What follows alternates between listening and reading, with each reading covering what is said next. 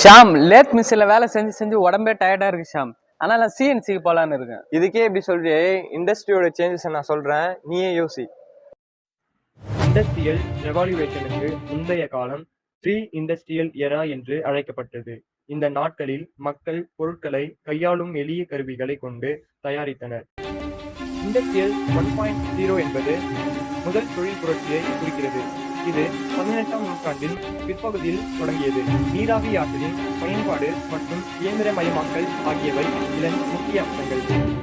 Industrial 2.0 என்பது இரண்டாவது தொழில் புரட்சியை குறிக்கிறது. இது 19ஆம் நூற்றாண்டின் பிற்பகுதியில் தொடங்கியது. மின்சாரம் மற்றும் வெகுஜன உற்பத்தி ஆகியவை இதன் முக்கிய அம்சங்கள். இண்டஸ்ட்ரியல் 3.0 என்பது மூன்றாவது தொழில் புரட்சியை குறிக்கிறது. இது 20ஆம் நூற்றாண்டின் பிற்பகுதியில் தொடங்கியது. கணினி மயமாக்கல் மற்றும் தானியங்கி மயமாக்கல் ஆகியவை இதன் முக்கிய அம்சங்கள். இந்த காலகட்டத்தில் கணினிகள் மற்றும் ரோபோட்கள் உற்பத்தி செயல்முறைகளில் பயன்படுத்தப்பட்டன.